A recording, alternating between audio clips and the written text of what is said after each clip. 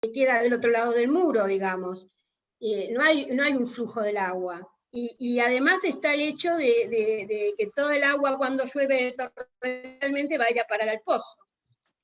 ¿Con qué capacidad? Un poco lo dijo muy bien Lescano en la entrevista.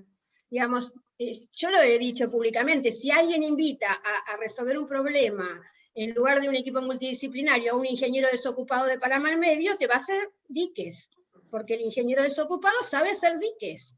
Y entonces ellos plantearon 2 diques en los famosos talleres del Pluray. Uno con todo el sentido y el otro, digamos, protegiendo un pozo. ¿Sí? Digamos, claro.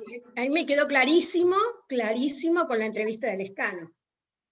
La hipótesis que tenía, ¿sí? Lo que pasa es que Lescano dice eso en la entrevista. En la práctica, bueno, todas las gestiones... Sí, pero en la práctica claro, es lo que estamos viviendo hoy. Se tiene que trabajar con escenarios, se tiene que trabajar desde un lugar de diálogo político y no por ahí de posicionamiento, porque a la gente le gustaría, porque entonces por ahí después se hace una gran inversión y terminamos teniendo un pozo protegido que evacúa menos y no manejo bien la escorrentía, digamos. ¿Entienden? Yo creo que hay que poder plantear los diferentes escenarios, que en el caso cuando el Pluray no, viene el ingeniero del Paraná Medio y no hubo diálogo. Yo lo discutí mucho con Poyese. En estrados, en estrados públicos. Pero en estrado en la municipalidad. No, pero en estrado en la municipalidad. Le decía, pero Héctor. Y después él, en determinado momento, me llama y me dice, pero vos qué querés, yo no quiero nada, yo quiero que se tomen buenas decisiones. No estoy haciendo un juego político. Quiero que evaluemos con una mirada más amplia, más multidisciplinario. ¿Qué va a pasar con el calentamiento global, con el cambio climático? Que ya está. El cambio climático se discutía en la década del 90, no antes, miren, el cambio climático, yo trabajaba en una empresa de jabón, y me acuerdo cuando se hicieron los desagües, y trabajé en la consultora que hizo tensioactivos del litoral, en el proyecto de arquitectura. Ustedes conocen tensioactivos, que ahora es Lever. De esa planta, cuando yo era joven, digamos, qué sé yo, tenía 30, ¿cuántos tenía? No sé, 20 y pico. Hice venían los planos de la empresa italiana que tenía la tecnología del jabón, del detergente, sobre todo el soplado, que hay unas grandes torres donde se sopla y con temperatura se forman esas pequeñas partículas del jabón seco, pero digamos, son unas torres gigantes. Y realmente mi trabajo, que fue interesantísimo, era interpretar el proceso, uno de los trabajos, ver todos los planos técnicos de ingeniería y hacer el plano de la losa, con mucho detalle, hacer el replanteo de dónde había que hacer el agujero en la losa, ¿sí? Para que el calculista pudiera calcular la losa. Y después tuve un trabajo de investigación muy grande, cómo cerrar esa torre. Entonces fue también muy interesante porque había varias alternativas. Una era cerrarla con ladrillo, como se cerró, otra era cerrarla con paneles de hormigón premoldeado. Entonces me visité desde el Instituto de Cemento Portland, todos los proveedores digamos, de hacer premoldeados más pesados o más livianos que pudieran servir para el cierre. Y resulta que no era apto para tener hormigón, porque como era una torre que podía tener flex, y esto me sirvió para atender que cuando uno elige un material, aunque sea para un cierre de un lugar, que eran máquinas y por ahí algún laboratorio de control de calidad, y algún sanitario, que estaban en algunos pisos, bueno, siguen estando, cuando uno define un cierre, hablando con los ingenieros, y eso es el trabajo de la multidisciplina, lo que se revisa es la flexibilidad de que se pueda poner una grampa. Si uno ponía, por ejemplo, los paneles de Cucurec, que son los paneles que están puestos en todos los galpones, ustedes pasan por Lever y van a ver que todos los galpones tienen unos grandes premoldeados verticales. Si yo esos premoldeados los pongo en la torre y hace falta hacer algo, no hay flexibilidad para tomar ningún caño, el ladrillo es muy fácil porque es muy dúctil, ¿sí? Entonces, después de mucho pensar escenarios y alternativas con materiales, definió el brillo para el cierre de la torre de detergente por la flexibilidad. Y no para los galpones, porque los galpones eran galpones con racks adentro, no era necesario engrampar nada, solo había racks y depósito de materiales. Pero cuando tuvimos que calcular la escorrentía del terreno, el ingeniero Lofiego, que era todavía está vivo, un capo, dijo, no, yo no, con el calentamiento global que ya se estaba hablando y ya corría el modelo de la NASA, no voy a calcular con la lluvia centenaria, voy a calcular con la lluvia milenaria, porque es mucho riesgo, además teníamos mucha superficie impermeable, porque hay mucha maniobra de camiones y hay edificios que son importantes en planta, ¿sí? Y entonces lo que vamos a hacer es hacer una laguna de estabilización con un canal hacia el fondo del terreno, en un ángulo que realmente tenía una forma geométrica que no era muy útil, pero sí era muy útil para la laguna de estabilización. Entonces fuimos hasta el fondo, cuando llovía mucho, con la laguna de estabilización, todo hacia la laguna, una laguna importante, y después, digamos, volvía a la velocidad, digamos, requerida y a la cantidad de agua. También ponía como límite el parque industrial, que nos ponía un volumen de agua que nosotros superábamos y calculábamos con la milenaria, los recontrapasábamos. O sea que yo les puedo asegurar que Tensioactivos, ahora Lever, tiene un sistema de cálculo de escorrentía que no vamos a tener un accidente de todo el río Uruguay flotando detergente porque se inunda, ¿sí? Que sería gravísimo, ¿sí?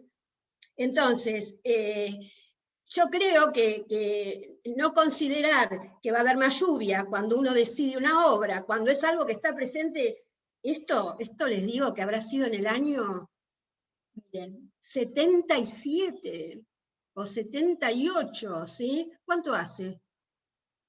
Mucho, ¿sí? Mucho. Un montón. ¿Sí? 50 años. 40 años, ¿sí? Y en esa época se definió así. Y esa experiencia para mí fue muy importante trabajando en un equipo multidisciplinario. ¿Entienden? Para mí, como joven arquitecta, trabajar en ese equipo consultora que se llamaba, y además era lindísimo, ¿no? Sofos, trabajar en un equipo multidisciplinario donde estaba el proceso, donde estaban los ingenieros de proceso, donde estaban los sanitaristas, para mí fue una experiencia vital importantísima. Y el proyecto de la planta, yo estaba sin dormir, ¿no? Porque de repente me dice, a Graciela, las oficinas son tuyas. Y ese proyecto de las oficinas de Lever las hice yo en el sentido de conceptualmente las hice yo, ¿sí? Era la más joven del equipo, me dice, todo tuyo. Y entonces querían que crezca para acá, que crezca para allá, que crezca para ahí, que crezca para el otro lado, que todo tuviera crecimiento. Y claro, uno puede lograr que algo todo tenga crecimiento cuando estás en un terreno abierto, pero tiene que tener una lógica también de compasividad y de conectividad. ¿Saben en qué me inspiré? ¿En qué arquitecto que trabaja en llanuras y que plantea como una apropiación del suelo? Me inspiré en una casa en la llanura de Frank Lloyd Wright, que vino a mi mente ese modelo, ¿entienden? ¿Sí? Por la forma de conexión de las funciones.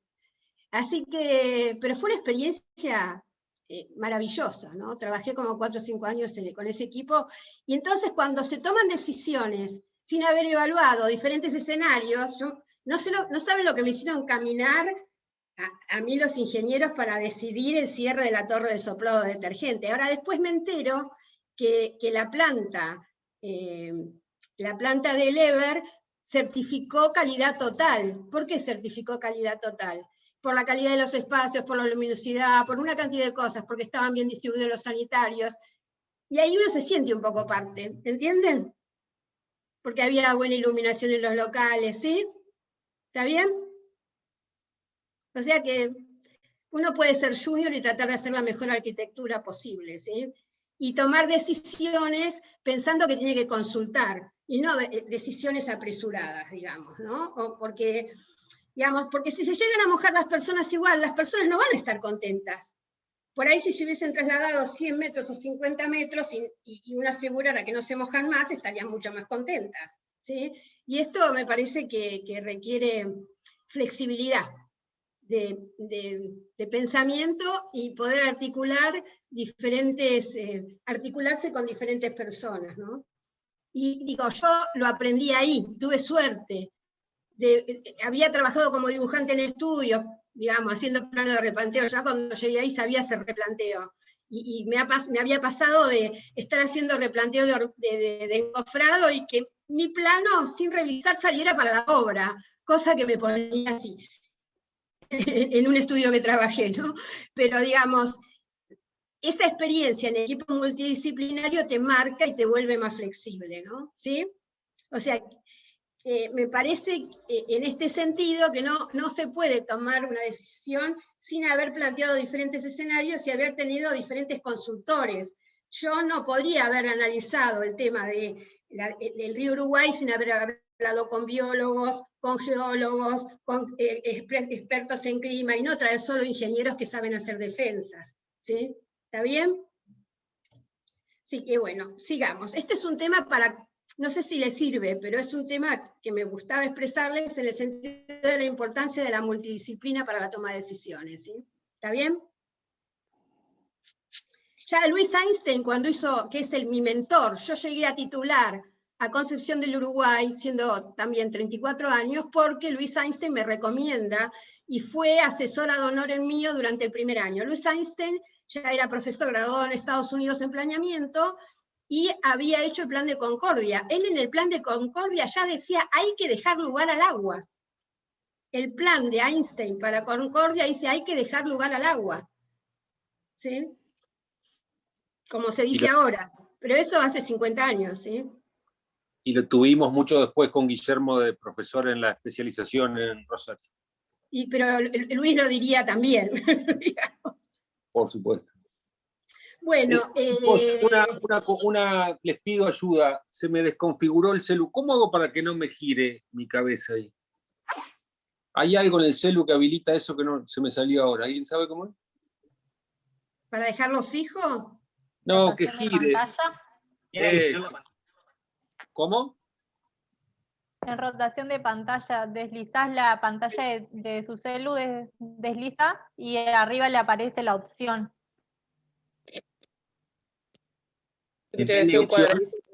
Con un candado. Pepo, eso, levantar abajo hacia arriba y te va a aparecer un candadito y apretás esa opción y no se te gira. Ah, ahí está. Qué buena remera esa que dice Studark. Está buena, ¿eh?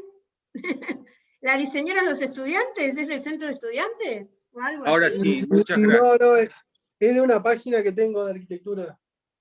Bueno, ¿Ahora me ven bien? Bueno, ¿qué grupo empieza? Yo voy a agarrar para tomar nota también. Nosotros no tenemos drama si quieren. Arrancamos alfabéticamente. Digan qué bibliografía trabajaron, ¿sí? Y después el resto, por orden alfabético, menos los que exponen, le vamos a decir a 3 que hagan preguntas a este grupo. Y así vamos a ir transitando, ¿sí? Tengo una consulta yo para la cátedra, o bueno, pero también para los compañeros. Yo escuché al principio un comentario de usted que puede ser que hoy se exponían los 6 grupos, o escuché mal yo. Expondramos los que podamos, no obligatoriamente los 6, ¿sí? Depende, digamos, en este momento estamos en un proceso de aprendizaje y no es como cuando estamos haciendo una entrega que nos corre el reloj. Lo importante es comprender, porque si comprendemos después vamos a poder aplicar, y si no nos queda todo con alfileres. Por eso les pido que presten atención, ¿sí? Porque nos pasó el año pasado que habíamos visto estos temas, y hay un problema con el Zoom, que por ahí se distrae uno.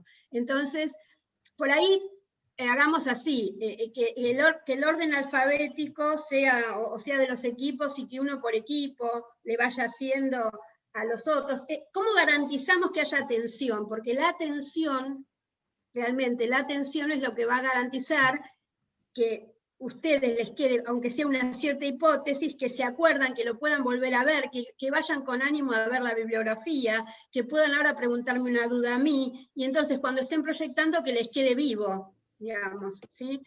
A mí de repente, cuando estaba ahí que no podía dormir, que no me salía una oficina que creciera el laboratorio, que creciera administración, que creciera control de calidad, me acordé de Wright. ¿Y por qué me acordé de Wright? Porque lo había leído, lo había estudiado con atención en cuanto a la composición de sus plantas, ¿entienden? ¿Sí? Bien, bien, no, yo más que nada era porque justo estaba hablando con mi compañera, que mi grupo es Olano Ricotti, y habíamos entendido como que se iban a dividir en 3, pero por eso nosotros no llegamos a hacer una realización de un PowerPoint para hoy, pero más que nada quería sacarme esa duda yo. No, yo creo que, digamos, va a depender el ritmo, si no, ustedes podrían, digamos, sin el PowerPoint contar, pero si no lo dejamos para la próxima, ¿sí? Pero pienso que en el, digamos, vamos a hacerlo en el ritmo que dé, digamos, si hay mucho contenido, que eso espero, que haya atención, y yo pienso que ustedes van a exponer bien a primer momento de la próxima clase, porque la próxima clase lo tenemos a Héctor Bassani, ¿sí? Pero podemos dejarle un minuto al otro grupo, ¿sí? Bien, un minuto, 10, 15 minutos, ¿sí? 20, antes o después de Héctor. Bueno, gracias. sigamos. Bueno. Empecemos, digamos. Nosotros somos el grupo de Alvisto, Cardoso y Dutra. El tema... ¿Se trabó esto?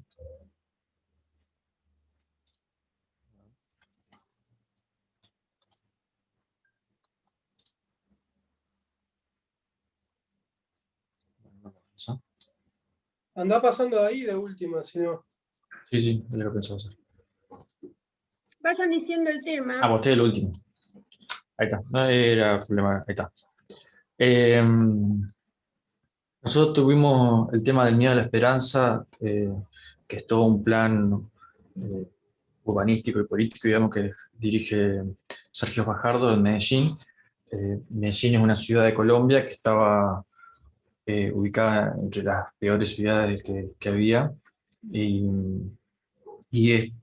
Sergio Fajardo, digamos, se define como un científico, como un profesor, que ellos dentro de un círculo, digamos, de científicos y gente del tema, decían, digamos, qué es lo que se tenía que hacer para poder mejorar la ciudad, hasta que un día dijeron, hagámoslo, pues estamos siempre diciéndolo, pero los políticos no lo hacen. Entonces empieza desde... Ellos generan un partido político que gana las elecciones y empiezan a hacer una transformación, poniendo en crisis, digamos, toda la forma que se venía trabajando hasta ese momento.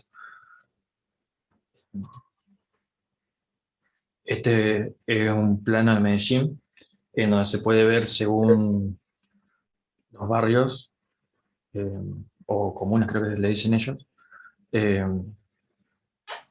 Comunas. ¿Cuáles son los grados de desigualdad? Básicamente lo que observan es los grados de desigualdad, ¿no? ¿Cuáles son los barrios más carenciados, que son los más claritos, y los que están mejor ubicados, digamos, que son los más oscuros? Él propone desde el principio, digamos, decir, conocer el problema, ¿no? Él se define, como matemático, digamos, que se define, dice, si queremos poder resolver un problema, tenemos que conocerlo lo máximo posible, y conocerlo en la profundidad, ¿no? A partir de eso, digamos, es que al analizar Medellín, ellos detectan dos problemas. Por un lado la violencia, y por otro lado la desigualdad. Violencia fuerte, digamos, o violencia en gran cantidad, y que está muy metida, digamos, en la sociedad. Y lo que él dice es que estas dos cuestiones estaban íntimamente ligadas, ¿no? O sea, las raíces de esto llegaban a un punto en el que no se podía trabajar un problema sin trabajar el otro, o sea, había que trabajar los dos problemas en conjunto.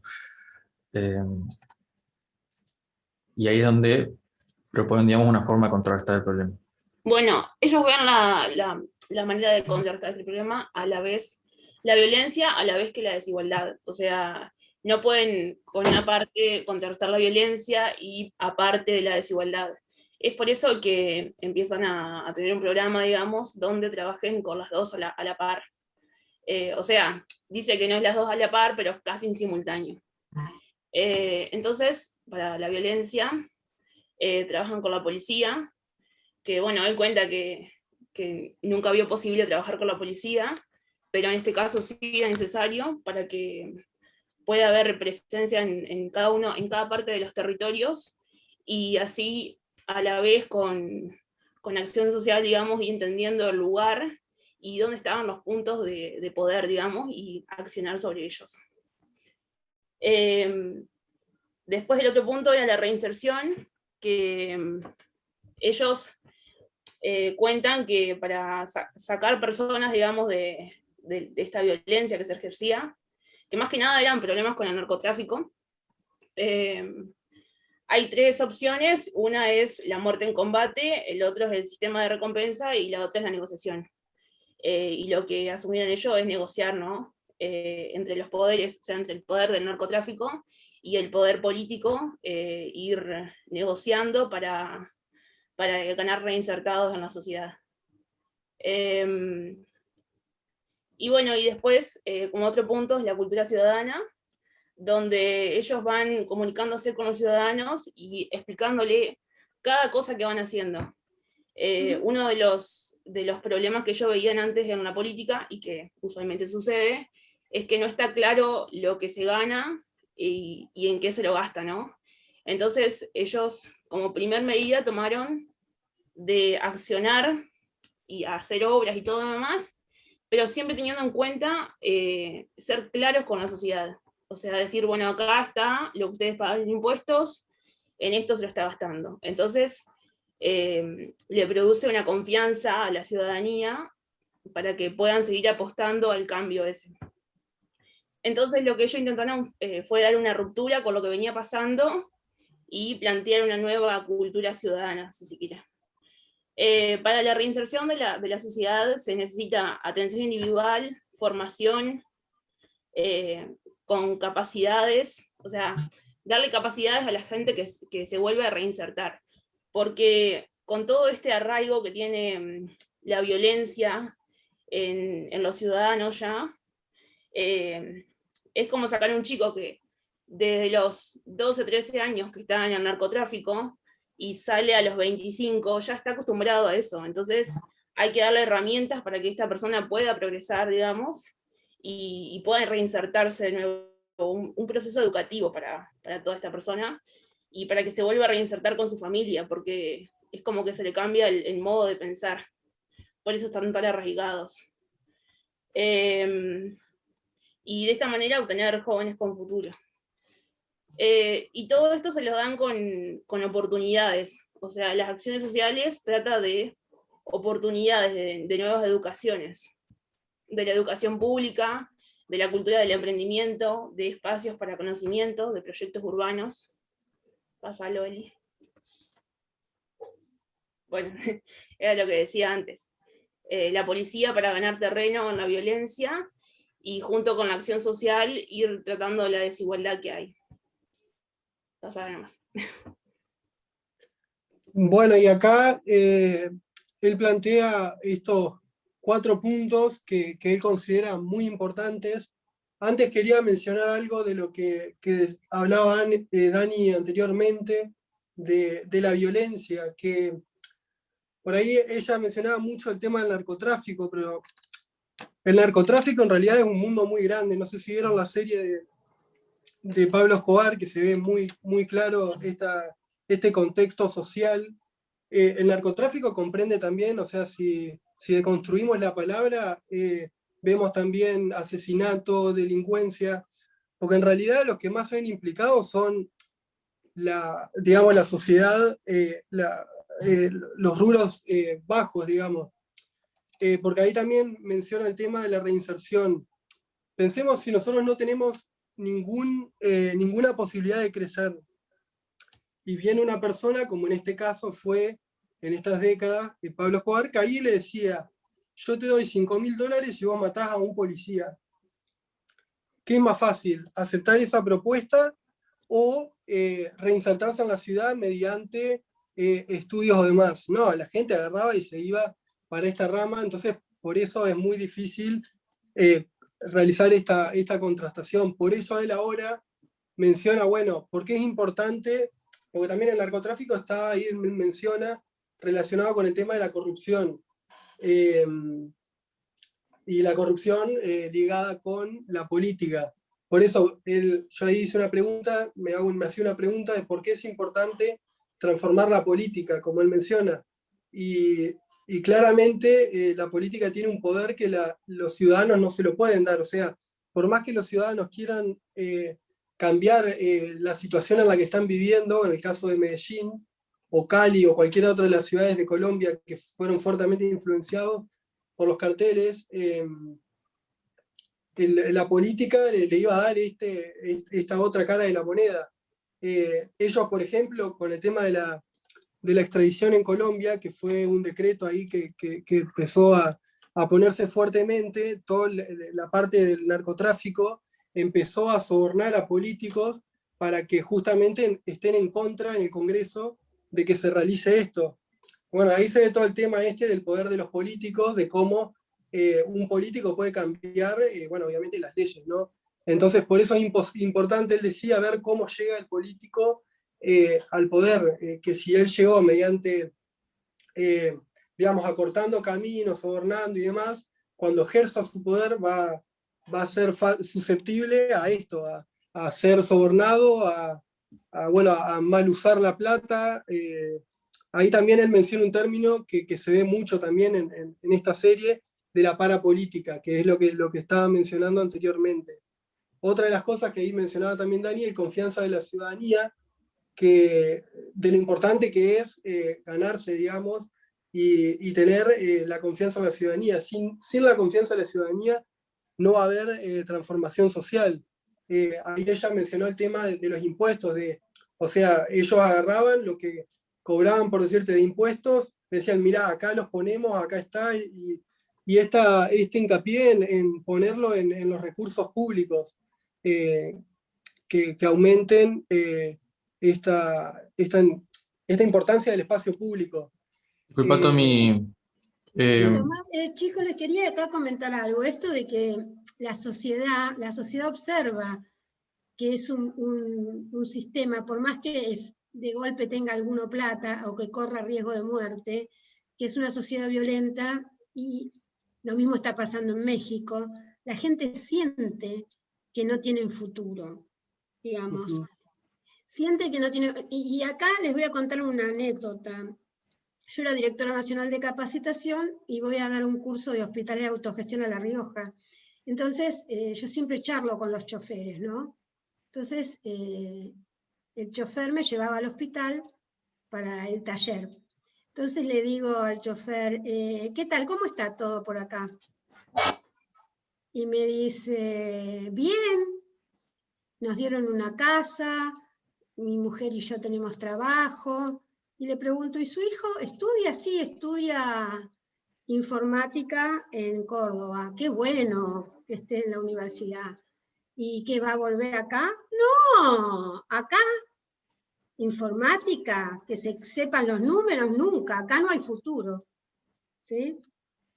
No sé si me explico. Sí. Pregunto, ¿volvemos con el mismo link cuando se corta ahora? Sí. El mismo señor que era producto del sistema, sabía que era un sistema acabado, que no tenía futuro, ¿sí? ¿Por qué se iba a cortar? Es como no sé ¿Por qué? Porque tenemos el gratis, porque nos lo pidió por favor Roxana, en nuestro horario. Así que por hoy. Y le dimos, digamos, espero que sea una vez sola, pero bueno, le dijimos, bueno.